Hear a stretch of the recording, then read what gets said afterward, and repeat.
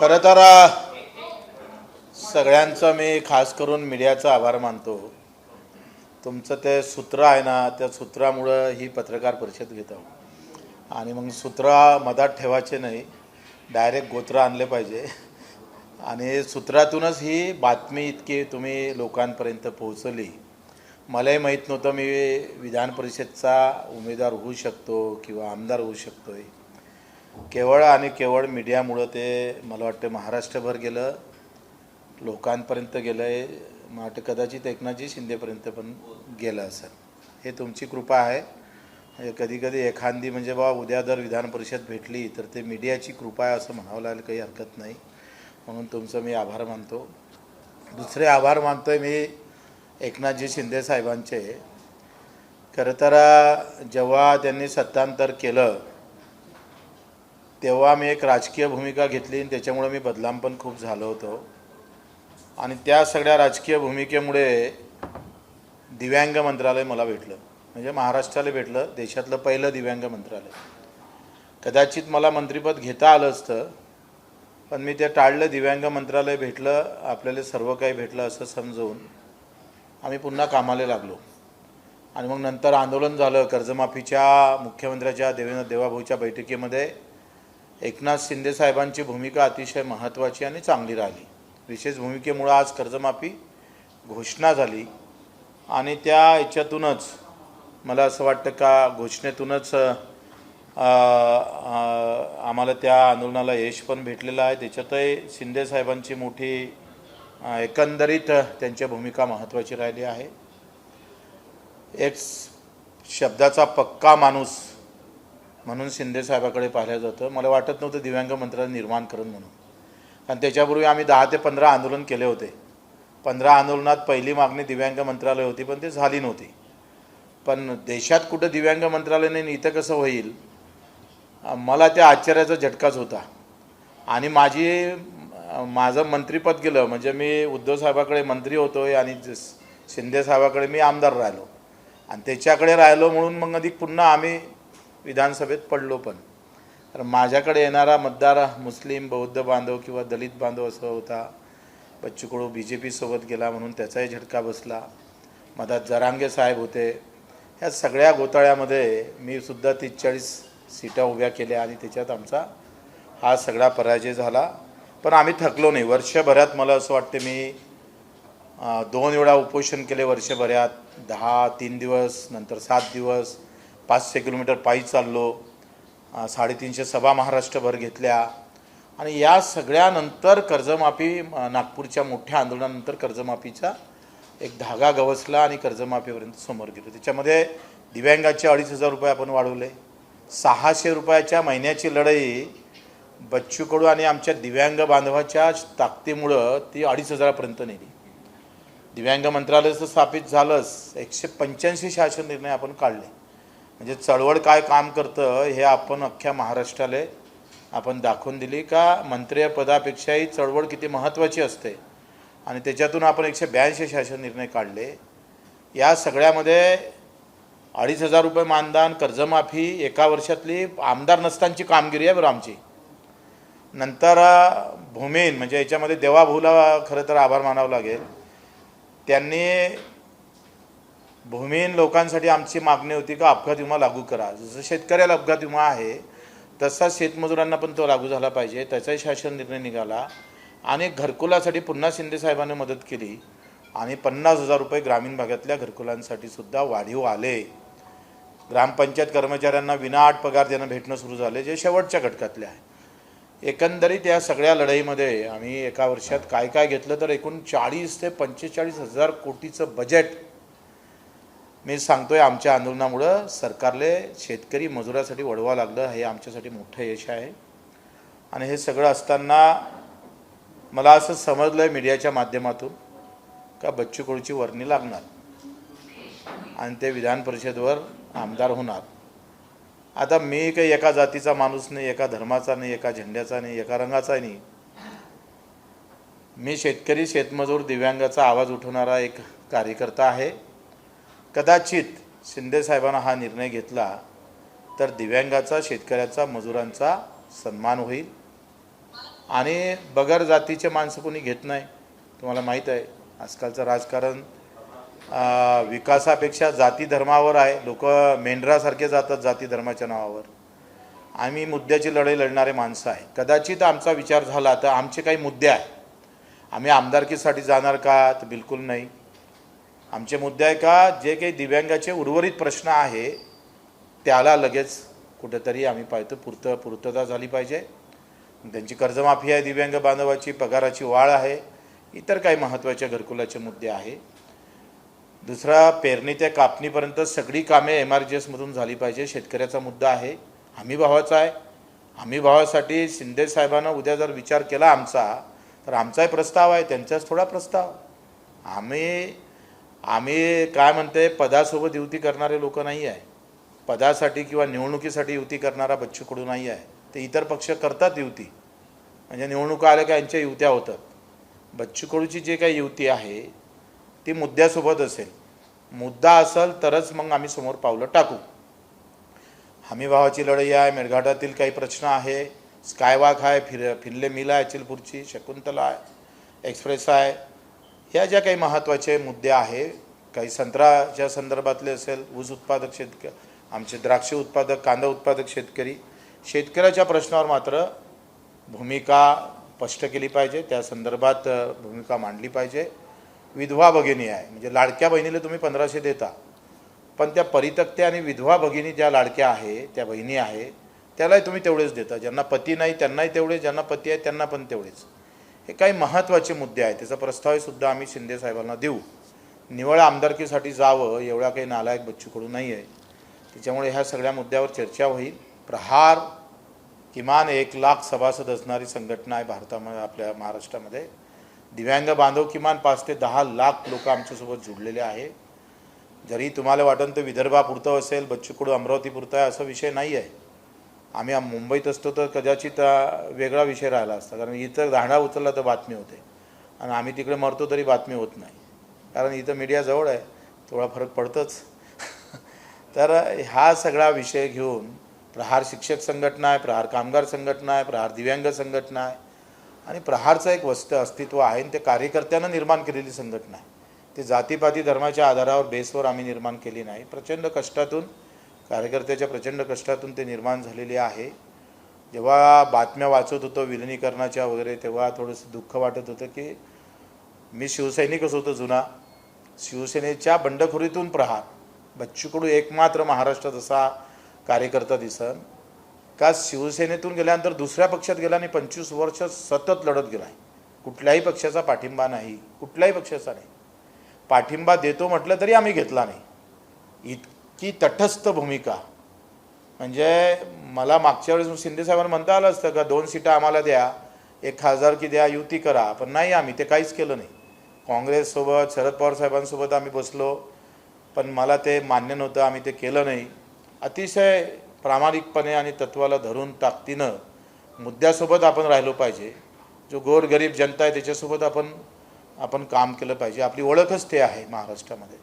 का सामान्य माणसाचा भिडू कोण असन तर तो बच्चू कडू आहे, असं एक जो नारा तयार झालेला आहे तो आमच्या कष्टातून, मेहनतीतून, प्रामाणिकतेतून झालेला आहे. आणि म्हणून त्या विचारानं ही संघटना मोठी केली.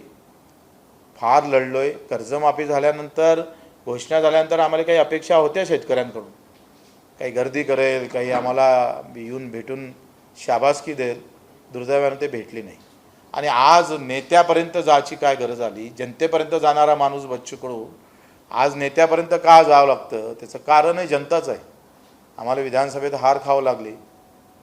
150 वेळा रक्तदान करणारा, 350 गुन्हे दाखल करून घेणारा, पडल्यानंतर पुन्हा 80 गुन्हे दाखल करून घेणाऱ्या बच्चू कडूला हार खावं लागली.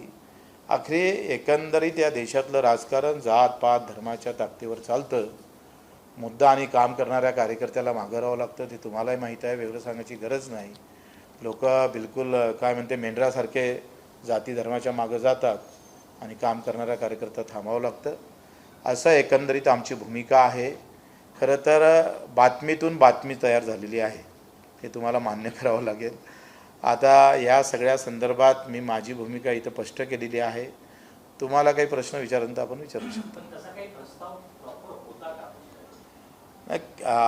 प्रस्ताव मला वाटतं मलाही तो माध्यमातूनच समजला.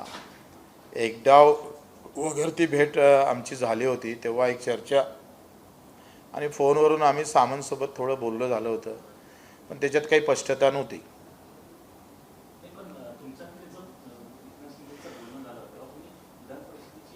अशी काही चर्चा अशी काही चर्चा झाली नाही. कसं आहे, विधान परिषद मला तर हेच माहीत नव्हतं. मी आता हिमालयातून पायी चालून आलो आहे.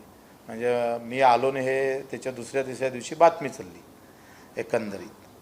आणि बातमी चालल्यानंतर मग थोडी एक चर्चा फोनवर आमची सामंत साहेबांसोबत झाली. त्याच्या व्यतिरिक्त काही झालं नाही. पण तुम्ही आता अवघे काही तास उरलेले आहेत उमेदवारी अर्ज भरण्यासाठी. एकनाथ शिंदेच्या पक्षाकडनं तुम्हाला काही सांगण्यात आलंय की अर्ज भरण्यासाठी तयारी करा किंवा काय? असं काही मला वाटतं अजून कुठलाही आम्हाला फोन नाही, सांगितलं गेलं नाही. तयारी केली आहे का? शक्यता असू शकतं. जर एवढं काही जेव्हा झालं, कुठून ना कुठून बातमी लीक झाली असेल, ते तुमच्यापर्यंत आली असेल, उगाच काही थोडी हवा येतं, बातमी होतं. वाटतं काही माझ्यापेक्षा तर तुम्हाला अधिक जास्त माहिती असू शकते.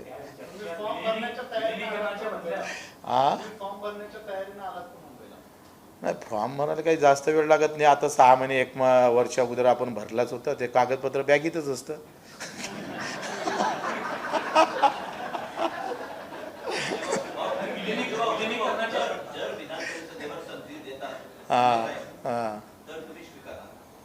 नाही, मला असं वाटतं का तो किंतु परंतुचा विषय आहे. आखरी चर्चा झाली पाहिजे. मी काय म्हटलं आहे का, निवड आमदार व्हायचं असतं तर मी आता तुम्हाला हो म्हटलं असतं. पण मी काय म्हटलं का, आमचे मुद्दे फार महत्त्वाचे आहे शेतकऱ्यांचे. आम्ही शिंदेसाहेबांना आम्हाला विधान परिषद गेलं, आम्ही त्यांचे पाईक म्हणून राहू, मेहनतीनं काम करू, प्रामाणिकपणे लढू. शिवसेना किती वाढवायची आहे तोही प्रयत्न करू, तो विषय नाही आहे. त्याच्यापेक्षा महत्त्वाचा विषय आहे की आम्ही जेवढं मायबापाला मानतो तेवढंच आम्ही दिव्यांग आणि शेतकरी मजुरांना मानतो. म्हणजे आमच्यासाठी ते देवासमान आहे. आणि म्हणून त्यांच्यासाठी जर मोठा संघटन त्या मुद्द्याच्या सोबत उभं राहत असेल पक्ष, तर मग आपण सगळी चर्चेतूनच होईल ना. आता चर्चेचा निरोप येते का नाही येत तो प्रश्न महत्त्वाचा आहे.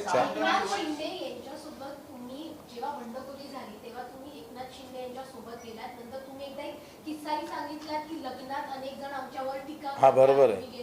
मात्र आता इतकी वर्ष होऊ नये, कुठलंही पद नाही, आमदारकी नाही, खासदारकी नाही, प्रहारवर अन्याय आहे का? कारण का केवळ तुम्हाला सोबत घेऊन जाण्यापुरती त्यांनी तुमचा वापर केला का? प्रहारवर कोणी अन्याय करण्याची ताकद नाही. कोणी जन्माला अजून पैदा झालं नाही. आमच्यावर काय कोणी अन्याय करू शकतो? हम खुद तलवार आहे. हा, पद द्यायला उशीर होतोय का? नाही, आपण पद मागितलंच नाही. बघा, मुळात कसं आहे, पद मागणारा बच्चू कडू असता तर विधानसभेच्या अगोदर आम्ही ॲडजस्टमेंट नाही केली असते, आम्ही युतीने केली असते. मला एक सीट दिली नसती का कोण, असं वाटतं तुम्हाला? तेवढी लायकी नाही आहे का बच्चू कडूची? नाही आहे. हम खुद के राजा आहे, आमची पानटपरी आहे.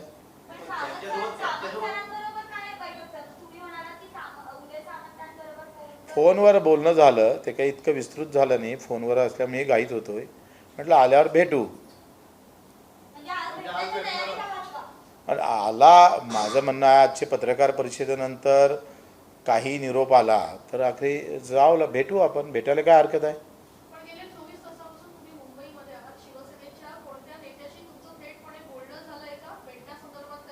मी 24 तासापासून मुंबईत नाही, काल जालना होतो, तिथून संभाजीनगर बायकार इकडे आलो आणि सकाळी आता आंघोळ केली तिथं येऊन बसलो.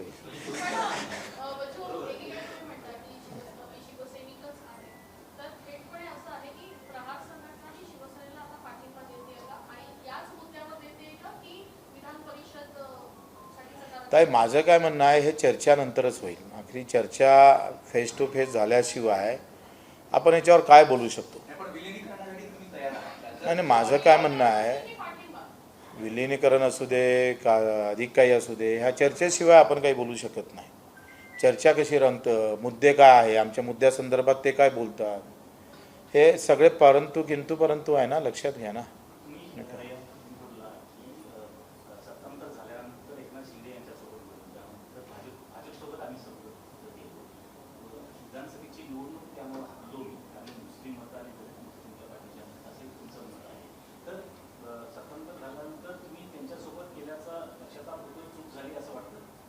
नाही, नाही का, माझं काय मत आहे, दिव्यांग मंत्रालय भेटल्यामुळं चूक झाल्यासारखं वाटतच नाही. अमृत आणलं ना हो आम्ही दिव्यांग बांधवासाठी, चूक कसं म्हणता येईल? तुम्ही सांगा, ज्या गावाला पाणीच भेटलं नव्हतं, विरच नव्हतं आहे, आणि मग ते एखादा सरपंच गेला कुठून पाणी आलं असेल तर ते चूक म्हणाल का? दिव्यांग मंत्रालय तुमच्यासाठी ते महत्त्वाचं वाटत नाही, पण दिव्यांग बांधवांना विचारा बरं, का दिव्यांग मंत्रालय म्हणजे सन्मानाचा विषय आहे, अस्तित्वाचा आहे, अस्मितेचा विषय आहे. कोण केलं मंत्रालय उभं? आम्ही सांगतो, आम्ही एकटा होतो, आमच्याजवळ 100 आमदार नव्हते, 50 नव्हते. एकटा असून जर मंत्रालय निर्माण करण्याची ताकद ठेवतोय, शिंदेसाहेब त्यांना दाद देत आहे, त्यांचा सेवाभावी वृत्ती दाखवत आहे, त्यांच्या भूमिकेतून दिव्यांग मंत्रालय निर्माण होत असेल तर ही सगळ्यात महत्त्वाची बातमी आहे, महत्त्वाची गोष्ट आहे. म्हणजे ज्यांची सत्ता होती त्यांनी एक मंत्रालय निर्माण केलं नाही आणि हमारा कुछ नहीं था, मंत्रालय निर्माण झालं. हे तुम्हाला महत्त्वाचं वाटत नाही, पण ज्याला 2 पाय नाही, हात नाही, डोळे नाही, त्याला विचारून पहा ते किती महत्त्वाचं आहे.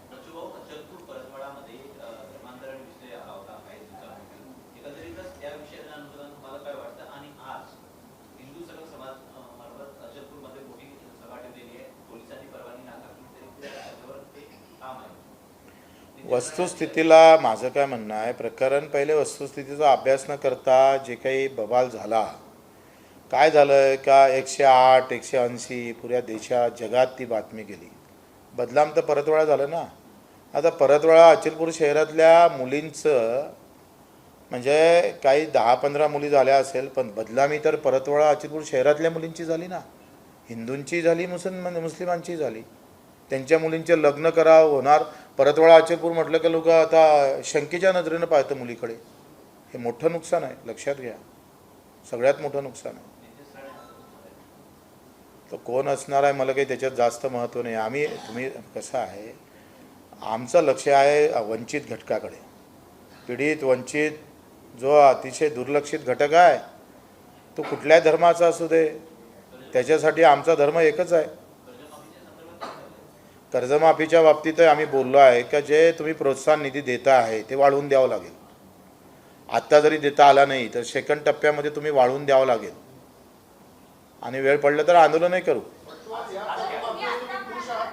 2 लाखापर्यंतची कर्जमाफी, पीक कर्ज माफ होते, पण गेले अनेक वर्षानुवर्ष त्यांनी शेतकऱ्यांनी पाईपलाईनसाठी शेतामध्ये काहीतरी नवीन गोष्टी करण्यासाठी 5-10 लाखाचं कर्ज ते थकीत आहे.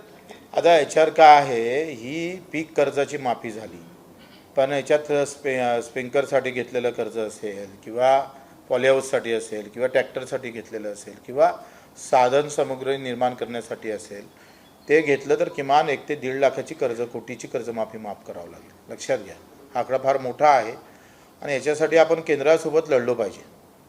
आणि माझं म्हणणं आहे की आता आमची लढाई ही हमी भावाची असणार आहे. आम्ही हमी भावासाठी लढणार आहोत, बिलकुल ताकदनं लढणार आहोत. कारण शेतकऱ्याचं मूळ जे आहे ना, याच्यातला जर खरं त्याला वेळेवर कर्ज काळाची वेळ याची नसेल किंवा तो कर्जबाजारी आत्महत्या थांबवायची असेल तर हमी भावाची लढाई लढलो पाहिजे.